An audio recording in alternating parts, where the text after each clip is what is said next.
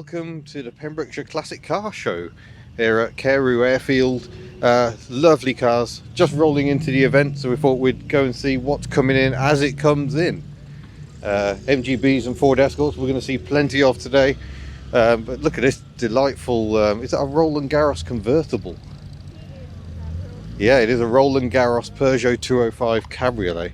Really nice. And behind me, Triumph Vitesse coming in.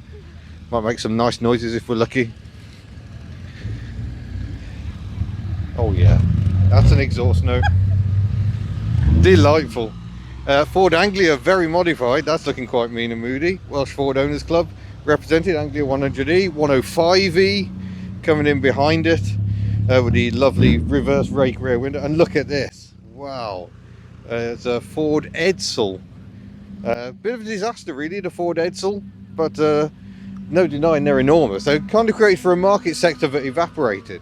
916 Alfa Romeo, that's the twin spark engine, little Mark 1 Mini, cute little bumper corners on it, that's lovely. The sliding windows. Subaru Impreza 2005, almost vintage. Yeah, lovely, that's good to see. And its key rival, the Mitsubishi Evo, coming in behind. It's what I like about this show. It is not a sniffy show. They are not all about the old crusty mobiles. They welcome all and sundry. So if you look behind us, got a chrome wrapped Audi R8 for something a bit different. Mercedes-Benz coming in, an R107 headlamp wiper moment. It's got the hard top fitted, and that is a 280 SL. So that's what I drove fairly recently. You can see my road test of one of those on the channel. We saw this Austin, I think it's an Austin 10 coming in.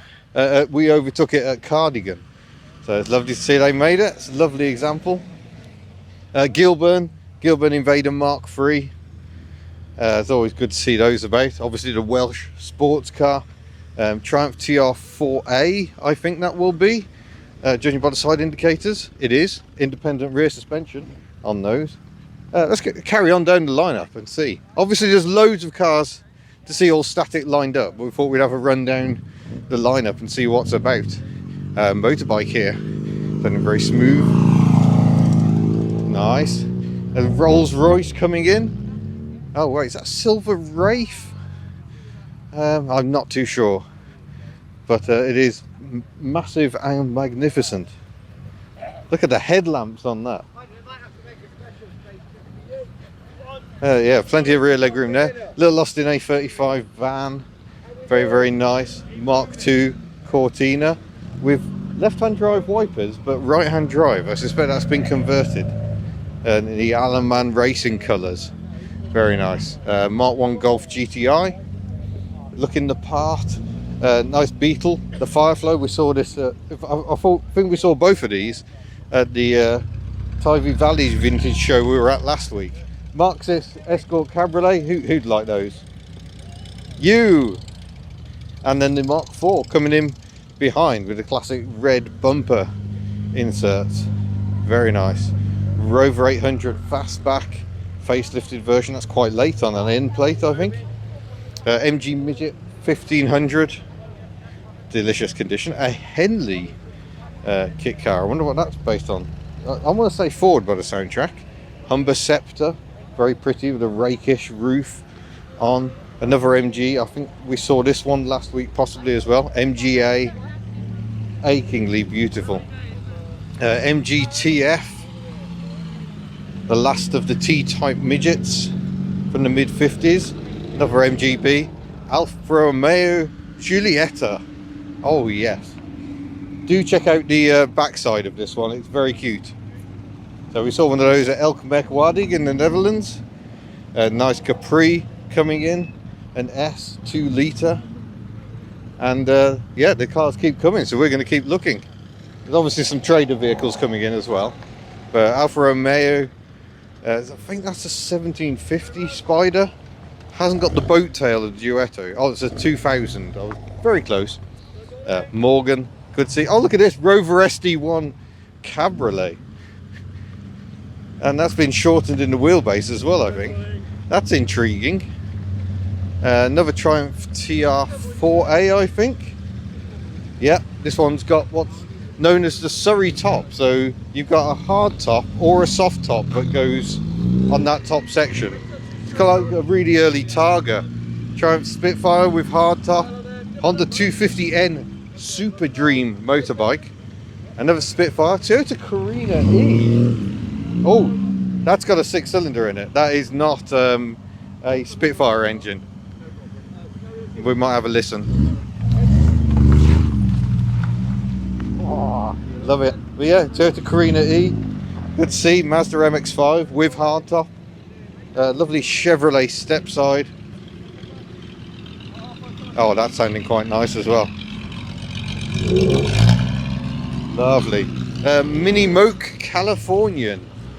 But despite the California name, I think that might be an Australian built one. We were talking about Mokes on the way in, and I think the lights suggest that's an Australian built one. They also built them in Portugal. A Porsche Cayman, is it? I don't actually know. Oh, and what is this? Morris 8. Windscreen open for maximum ventilation. Ford Zodiac Mark III. These are lovely, lovely cars. Yeah, very nice. An MGB late rubber bumper, and yeah, the Morris Ital we saw last week at the Tivy Vintage Show. So yeah, it's going to be interesting.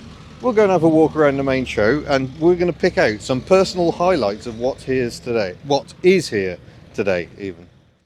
Right, no better way to jump into the static displays than with this genuine police Vauxhall Senator. This will either bring back good or bad memories, depending on whether you got stopped by one. They used to go very well on the motorway. It's got the 200 brake horsepower, 24 valve engine, so very, very well equipped. I'm a member of Police Car UK. Ah, yes. Basically, I bought this car along with a former Met Police Fiesta from the MPP Museum in Essex when it closed down. Okay. And it is a former Cleveland traffic car. Mm-hmm. It was based at Hartlepool. Yeah. I believe it was originally the car that the Chief Constable was driven round in. And then later on in service, it was then used as a traffic car. And there's not a lot of evidence that it's had a lot of equipment fitted in the past, probably right. About what it's got now. It's a special edition 24 valve Vauxhall Senator. Yeah, it's a lovely engine. It's a 1993. Mm-hmm. How it differs to a standard Senator is, first of all, it has utility interior, so no leather seats, no air conditioning. No digital dashboard, I'm guessing. No.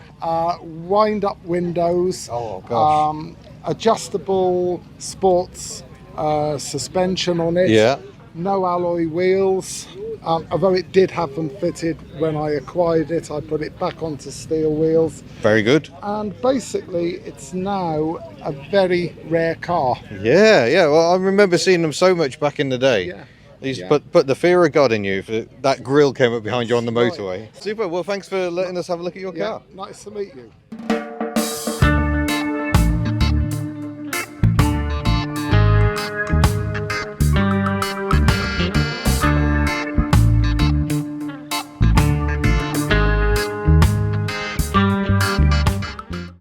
So we're now speaking to Paul, who owns this beautiful Armstrong Sidley. Can you tell us a bit more about it? Yeah, sure. It was first registered the 11th of December 1925.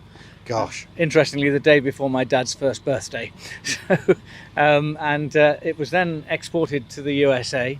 It was sold initially in London, and it spent much of its life in the USA. And it was brought back to the UK in 1993. It belonged to Sir Colin Hope, who was a trustee of the National Motor Museum. Oh wow, yeah, somewhere where we went. Yeah. And he had 6 of these, which he kept in a kipper shed in Newcastle upon Tyne. He lived in Ayrshire himself, and when he died, his widow put the cars into an auction in Cambridgeshire, I think. This one was bought by a dealer in Buckinghamshire. I bought it from him. And when I got home, I looked through the paperwork, I found it had been restored and maintained on behalf of Sir Colin Hope by a guy who lived 5 miles from me in Staffordshire. Oh, wow. So it's a small world. Yeah. Really? So what engine does this one have? It's got a 14 horsepower. It's basically 1800 cc. Oh, lovely. 4-cylinder. Gosh. And what sort of power? Well, it's 14 horsepower. It doesn't really equate to the brake horsepower, of course. Yeah. But it'll cruise along quite happily at 45 to 50 miles per hour. Oh, that's on enough. a flat road. Yeah, lovely. It does tend to drop to about 9 on a hill. Yeah, not a fan of the hills. No. But yeah, it runs beautifully. I'm really, really pleased with it. Of course, it's 98 this year. Yeah, that is some innings. Yeah, absolutely. So yeah, it's my baby. Yeah, absolutely beautiful. Yeah. Thank you very much. Pleasure. Thank you.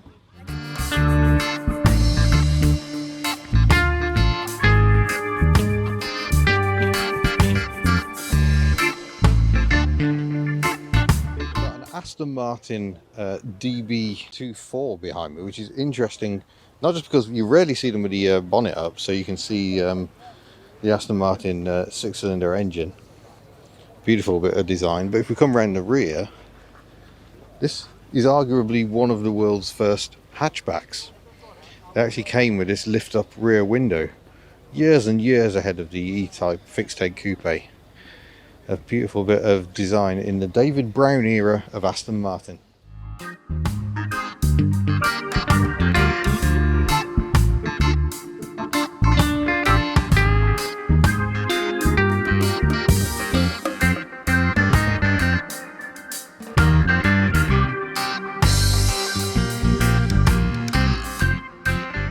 So here's a car I did not expect to see today. This is a Lea-Francis Woodie. I think they were 14 horsepower as they were rated. That's a fiscal figure, not engine output, based on the stroke of the engine and whatnot. But yeah, I don't think I've ever seen one of these other than in books.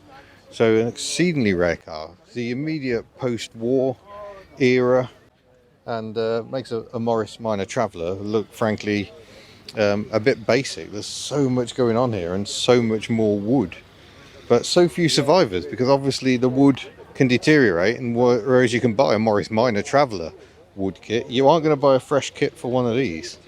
So beautiful. I believe the spare wheel lives under the floor here in this section, so that can flop down. But that is just lovely to see. It's a good thing about these shows, you never know what's going to be there. So we're now with someone whose cars you've seen on the channel before, the Ford Puma, now gone, and the Focus. But Stuart here has replaced the Puma with this beautiful Mk4 Escort. So what's the story with Bob the Escort? Well, I was scrolling through Facebook Marketplace, as you do, Lethal. Yep. This popped up, caught my eye, and the reason it caught my eye was because my late father had this exact model of car back in the day, this spec, this colour, everything. So I thought, right, I've got to go and get that. Yeah, that is pure nostalgia right there. And what sort of mileage has it done? Just turned to 55,000. Oh wow, so yeah, really nice amount of miles. Which is genuine because of, I can check the MOT history, and it's a one-owner car from new. Beautiful, So yeah. no doubt that it's genuine. Yeah, it's a lovely example. Also got other Ford friends in your area down in South Wales? Yes, we've got a Ford Fanatics club, and they've all got various Fords. Okay, does that include this one behind me? He is in our club as well. Anthony's not here at the moment, he's gone walkabout. Yeah. But again, that's another original example of a Ford of the same year as this one. Yeah, it's beautiful, because my first car was a Mark II Fiesta, popular. This is a luxurious Popular Plus, but the two cars, I think, just look so good together. It brings back so many memories. Yeah, lovely. Excellent. Well, thank you very much. No problem at all. Thank you, Ian. Well, here's an unexpected sight in sunny Wales. This is a German fire truck, Mark II Ford Transit, with the Pinto engine. I wonder if it's the 1.6 or the 2 litre. Maybe not a rapid response vehicle. You would hope a V6 for that.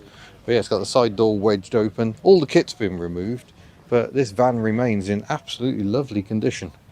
Well, this is taking Resto Mod to another level, isn't it? A Morris Minor Woodie. It's not fair to call it a Traveller, I think, because it is so far from the original.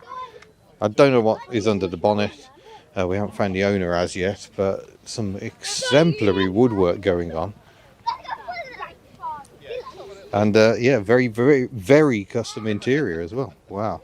Yeah, 5-speed gearbox. That tells you something's been meddled with here, as do the big wheels. But yeah, isn't that beautiful? What an excellent piece of craftsmanship. Wow, that's quite a car. This is one of the last UK Mazda RX7s from 1995. Twin turbo rotary engine. There's incredible things. The shape of them is absolutely magical. And then of course you've got the legendary Vauxhall engine as well. But according to the information here, it says only 124 UK spec RX7s of this era were sold, which is a remarkably low total. Quite a few more have come over as imports since, but the styling is just magical. And of course, one of the things that gives it away as a UK model is the addition of fog lights in the rear bumper. So I love the contrast here. We've got the Chevrolet Corvette we see quite often at local events, but an MG Y-type saloon. It's sort of mildly sporting. I mean, in the day, it was quite a sporty number, but a little 1250cc engine and drum brakes all around mean it wasn't really a flying machine. But yeah, they're very, very pretty. And our friend Tim at Cambrian Classics has one of these, but he's gently restoring. But yeah, this Vauxhall Nova Sport is lovely. I love how the side graphics emphasize those bulging arches that are a feature of the three-door Novas.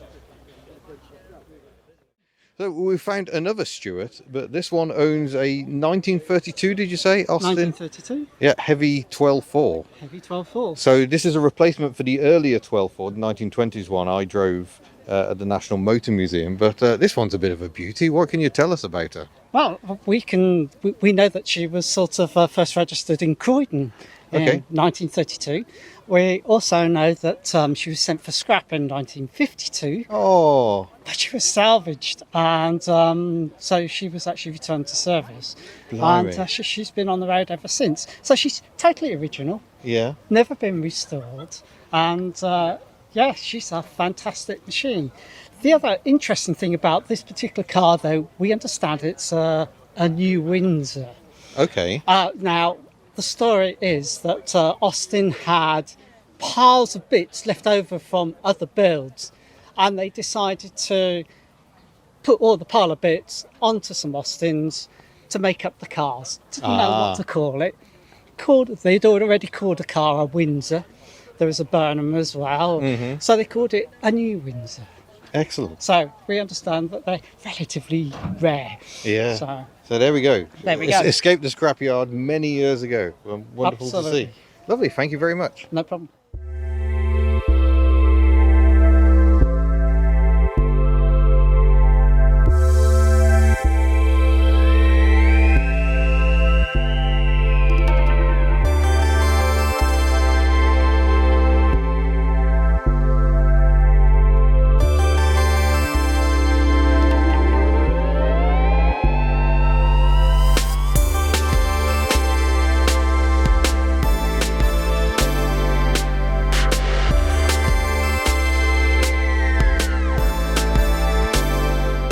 This car caught my eye from right the other side of the field. It belongs to Jam here. It is a Cavalier V6. So how did you come to acquire it? I went on eBay. Okay, dangerous game. Oh yeah, saw it on there, but I was looking for a Cavalier, particularly an automatic, which this one is. Ah, yeah. Saw it down just outside Bournemouth. Went down and looked at it. My wife tried it. She went, "Yeah, you can have it." Bought Top of the good one. So how long have you owned it? Nearly 3 years now. Oh gosh, so a fairly decent innings then. And Yes. is it everything you'd hoped? It's less expensive than the car it replaced. Oh, well, that'll do. We'll take that. Yeah. So what did it replace? A Volvo V40 diesel. Oh, okay. And this is better. Yes. Excellent. It makes the right noises. I actually Yeah. drove one of these back in the day. I had a relative who had one, and they make all the right noises. Oh yes. Sometimes it's a case of you think it's too loud as you're going along, but then you get used to it. Super. Well, thanks for letting us have a look at your lovely car. There we go.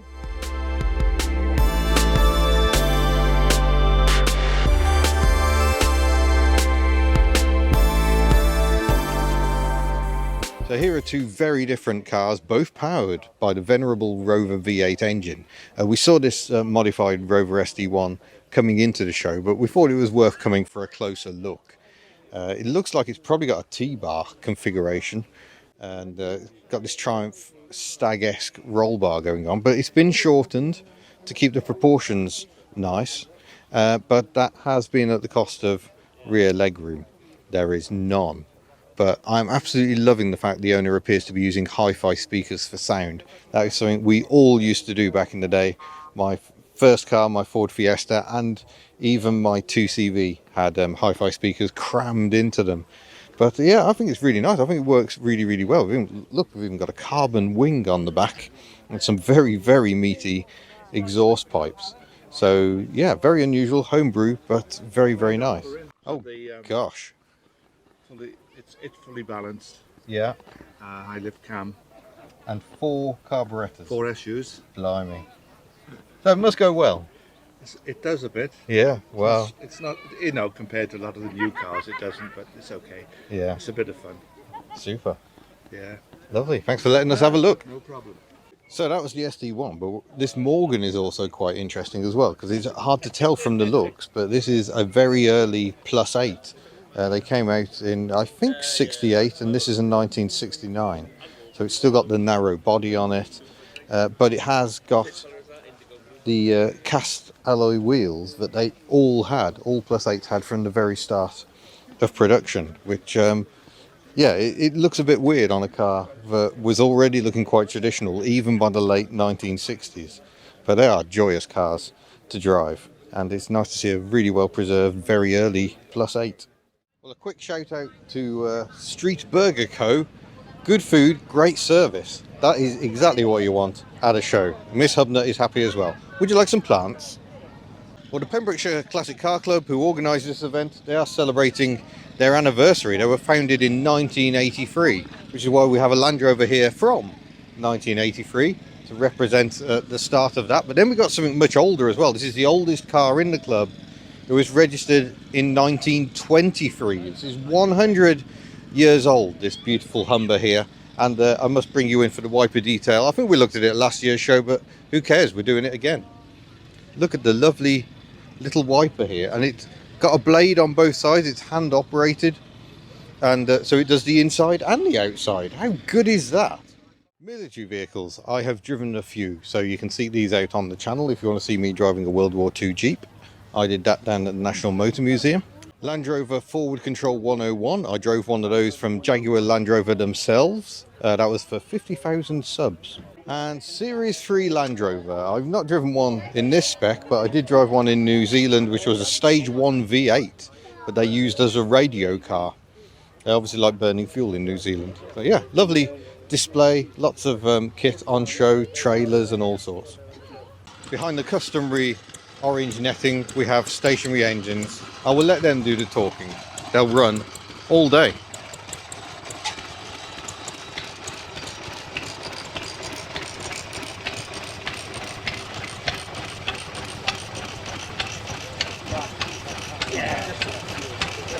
Yeah.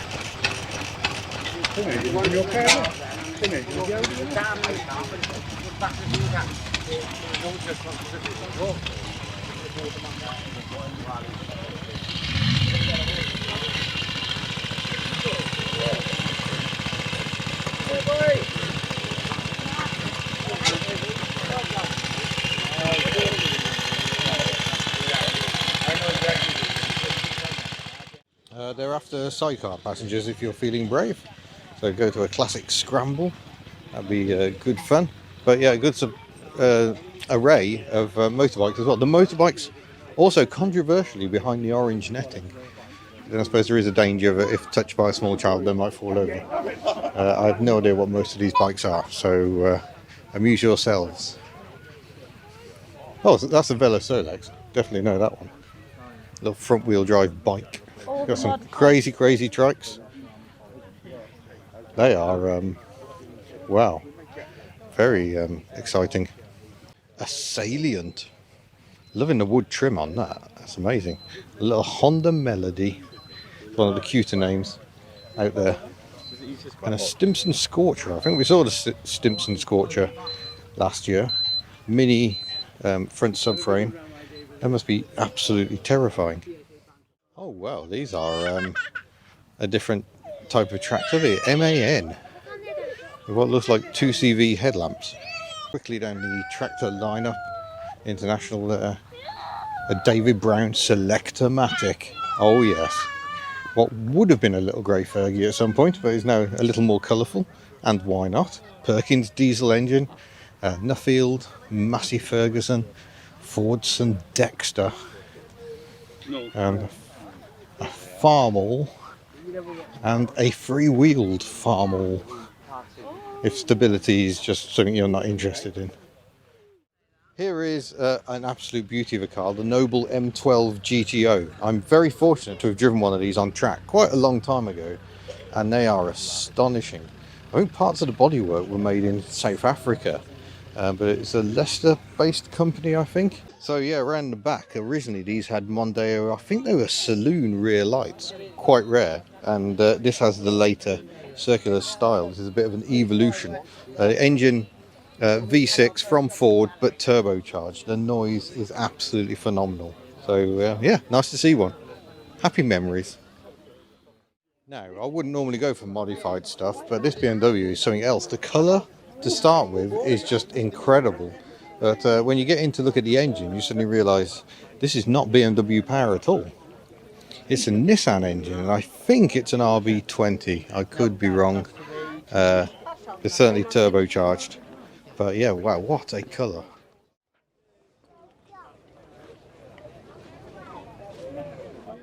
So this is a lovely car, G-Reg Nissan Micra. It's the 1 litre, but the condition is 39,000 miles. It's absolutely lovely. And this is someone who's owned many old cars over the years. He's now in his 80s. And yeah, it's just beautiful. Take a look at the engine bay. It's absolutely immaculate in there. Lovely one previous owner condition. So we finally managed to find James of Practical Classics. Good to see you again. He was actually helping us with our Berlingo yesterday, but that will be in a future video. Yeah, that's another story. Today we're going to talk about this car's story, because that is quite remarkable in itself. This is a car I have known for years and years because of Barry, the previous owner. But then you took it on and had many adventures, one of which ended quite badly. Yeah, so this is Tupperware, the 2CV, on account of the roof that's not currently on it. I've known this car about 30 odd years. Know the previous owner, Barry, whom we just mentioned. You just mentioned there. Barry's a Citron specialist, and this was his car for many years. His family car. Took it all over Europe on 2CV rallies everywhere with his family. Pictures of the car with the pushchair on the roof, and also, yeah, it's lived a life. This has been like a daily driver to Sweden, to Italy. It's been everywhere. And yeah, so unfortunately, about this time last year, had a bit of an accident. I've had it about 4 years now. Took it all over the shop, as you say, and then ended up at the Monaco Grand Prix, having a lovely holiday, 2,000 miles around Europe, and then on the way back at the port of Dunkirk, unfortunately was parked up, stationary. The keys were in my pocket. I was sat inside having a cup of tea, waiting for the ferry, and a giant SUV hit the back of the queue and pushed us all into each other, and I got crushed between completely two SUVs. So unfortunately, yeah, the front was all smooshed in, and the back was too. And I was lucky really, because I was stood in front of the car checking the dipstick about 10 minutes before. Boy. So I might not have had legs. It was a potentially nasty accident, but yeah. But no, she's back after a year of restoration. There was a brief battle with insurance, and got it through. So yeah, so we have actually seen this car. It's been on the channel before, because we went to the NEC last November, where you were still rebuilding the car after that accident. I think we caught the moment it started up for the first time. You did, yeah. On stage, which was just brilliant. And then this year you've had it all repainted as well. Yeah, so there was a chap watching the restoration process, or the rebuilding process. So all the welding, all the heavy work, all the fire and flames, that all took place at a workshop a few months before the show, and then the car was prepared for the rebuild, which took place at the show, and that's the moment you saw the car with Pete and Barry. With Pete and Barry on stage, the previous owners on stage for the moment of glory. They started the car for the first time. It seemed absolutely appropriate that they should be the ones to do it, and they drove it off the stage, and thing is, though, it was still looking a bit on the scruffy side. I'd managed to find a second-hand wing here and a second-hand bonnet and a couple of rear wings from a shed in Gloucestershire. So I've managed to get all the bits and pieces, but it was a bit of a colour mismatch, you know. So although it looks whole again, it looked a little bit, you know, the paint looked a bit shabby. And a chap was watching Steve from HB Body, and he sat there and he said, you know what, that car deserves a paint job. And so he came up on stage, had a chat with us, and then a few months later the car is painted beautifully, and it just looks amazing. It looks It was probably unveiled better at than the it restoration show back in March, wasn't it? So it was the official unveiling took place in March. Unfortunately, I couldn't make it because I got COVID. So about 27,000 people saw the car finished before Including I did. us. We saw it. Yeah. Super. It's a great story, and it's so good to see. And bits you've managed to save, like the front bumper, is still the same front bumper. That's the bumper that was in the accident. So there's a mark. Come in and have a look. I was pushed into a Porsche Macan that was in front of me, and that's the mark made on the back of the Porsche, and the bumper was all pushed in and backwards, but we managed to bend it back into place. The idea was to try and save as many of the original panels as we possibly could, and you know, that's what we managed to do. Yeah, lovely. I'm so pleased to see it here. It's Thank just, you. It's nice to be out on the road again. Yeah, you know, that's excellent. the thing. These cars are for driving, and I'm really paranoid because, you know, you think, oh God, it's just been painted. Am I going to loads of stone chips? And actually, you can't care too much. These cars are for driving. There's no point in owning an old car if you're not going to actually drive it. So we're going to Switzerland next month. Oh, brilliant. Back to Europe. So taking it back to the Alps, to the 2CV World meeting. And it's about time I took it on a road trip. But this is the first one. This is like the test run. Excellent. Well, thank you very much. You're welcome. Well, there you go. It has been an absolutely fantastic show. We have had a lovely day. And thank you very much for watching. Don't forget you can head to the store and buy lovely merchandise if you so wish. But otherwise, we shall see you in a future video. Farewell.